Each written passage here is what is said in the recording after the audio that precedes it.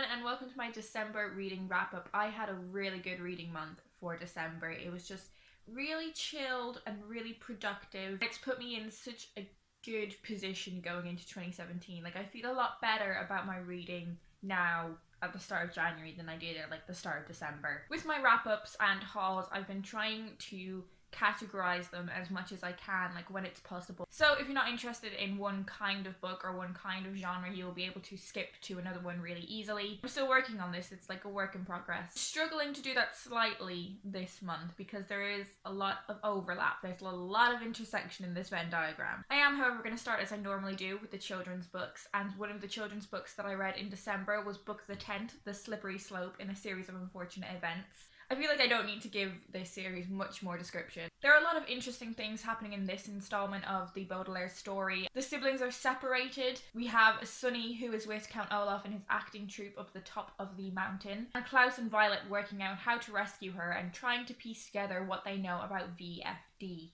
There was a really interesting moment in this book where Lemony Snicket is discussing how people often skim over things that they find uninteresting, and I found myself doing that a lot in this book. I really felt with this book that I kind of just wanted to get to the end of it. It's still an enjoyable read nonetheless. There are some really funny passages and some really quotable lines. I do wonder if I put down the series now and just watched the Netflix show, would I be that bothered? But I set myself a task and I'm gonna stick to it. The next children's book I read was The Girl Who Saved Christmas by Matt Haig. I feel like I'm giving up with Matt Haig books. I don't know, we don't gel, I don't think. So I didn't know this going into the book, but I probably should have realised from the cover that this is set in Victorian England. And I think that was the problem I had.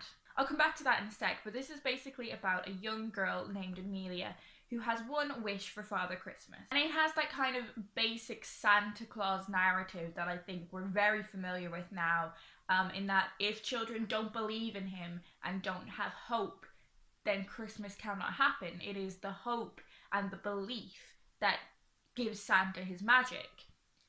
And I think part of why I didn't like the book was that I'm kind of tired of it. I also thought the book was really drawn out. Like, it could have been a lot shorter than it was. Coming back to the Victorian aspect of it, I think it's really great that this is an opportunity for young children to learn about the Victorian era and understand that it wasn't great and it was very difficult to be a child in that era. But I don't know loads about the Victorian era, but you know, I think I know a fair bit. I have just done an entire module on Victorian childhoods, and it did just feel a bit like, what is the point of this being set in Victorian London? I just feel like if you want to learn about Victorian times, Victorian culture, then read a book from the Victorian period. This book felt very modern, but just stuck in the Victorian period, and I had a problem with that. I do seem to be in the minority with my opinions on this. Most people are giving it like 4 or 5 stars, and these are people that have read the book to children. So I do definitely feel like I'm in the minority here,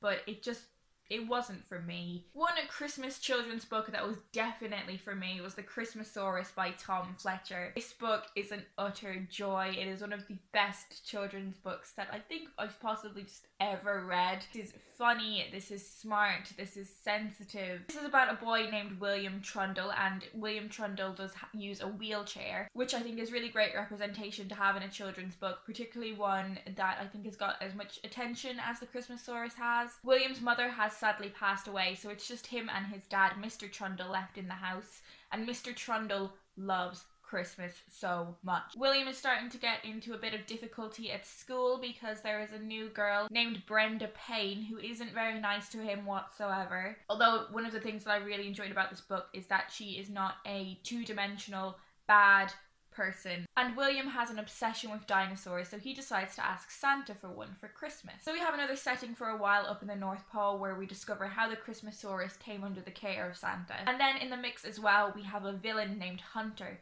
who goes after rare animals and chops off bits of their bodies as trophies. One thing I will say about this book, and this is something that Jen Campbell said in her wrap-up when she spoke about this book, was the fact that Hunter has a very large scar on his face, which is quite problematic in that just because someone has a facial deformity or a scar doesn't make them a bad guy. Like, that's not a sign of being villainous. So that was a problem, and I think it's a real shame that neither Tom or any of his team picked up on that. I'm also really grateful to Jen for pointing that out, because I don't know whether it's something I would have picked up on if I didn't know going into the book.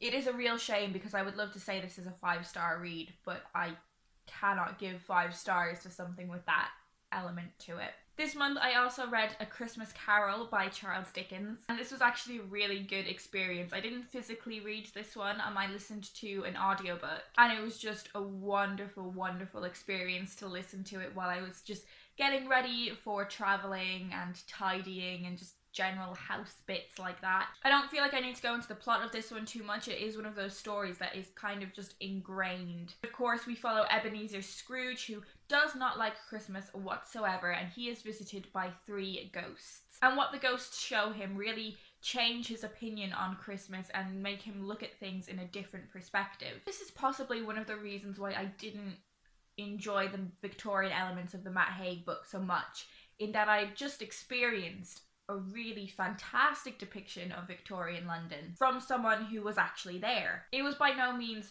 the best thing I've ever read though, but I do think that it is a must read. Like, I think you really should make it part of your Christmas one year to read this book, or many different years. On to another Victorian novel, and I read Henry James's What Maisie Knew, and I really enjoyed this book. This tells the story of a young girl named Maisie who spends 6 months at a time with her mother and then her father. So her mother and father have separated. Maisie is sort of used for each parent to kind of get a one-up on the other. So there's a theme there that is definitely still relevant. Both of her parents remarry, and it appears that the 2 step-parents are actually much more equipped to care for Maisie. And then we have another potential guardian thrown into the mix in the form of Maisie's governess. This has a lot to do with the construction of the family, and it sort of breaks down the normative nuclear family. So much to do with child psychology in here as well, which I found fascinating. Maisie is very observant, and she knows how to get the information that she wants from the adults. I'd love to study this book a bit more in depth. I mean, it is part of the Victorian childhood module that I did, but I'm probably not going to be doing it for any sort of assignment. I think I've chosen the books that I want to do for my exam, which is a shame, but I probably will look into this a bit more when I get the chance, just because I did find it super fascinating. This month I also read a play. I read All My Sons by Arthur Miller, and I really enjoyed this one, though I think it's going to be one that I enjoy even more when I get the chance to study it in my American literature module. It predominantly follows a man named Joe. He lost his son Larry in the Second World War. This is about him working out what is best for his family. Joe is responsible for the death of 21 pilots in the Second World War because he knowingly sold faulty plane parts for the economic good of his business. It has a lot to do with choosing between what is right and what is easy, and doing what is best for you personally or for your family versus what is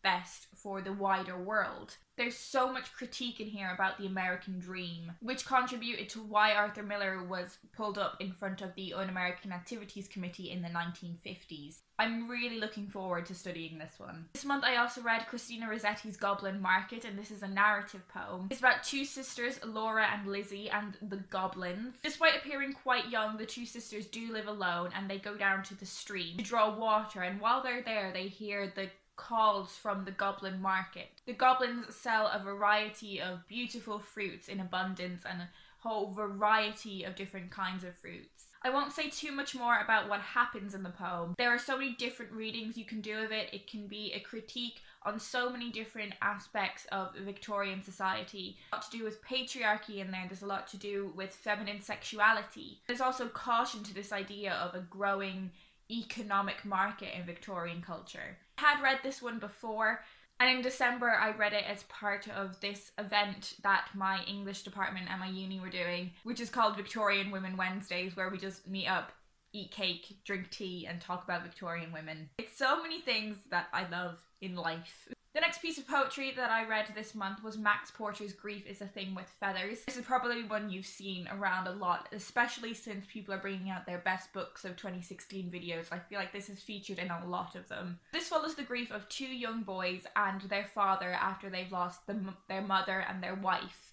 And it follows those two perspectives. The two boys, there isn't sort of a differentiation in the perspective between the two boys, and then the father stroke husband. And then the third perspective is a crow. The crow is very attracted to the grieving family and will stay there until he is no longer needed. This is massively influenced by Ted Hughes' Crow. In fact, the father is a Ted Hughes scholar, but no prior knowledge to that is needed going into this. This is just stunning. It is one of the most honest, accurate, and touching depictions of grief that I've ever read.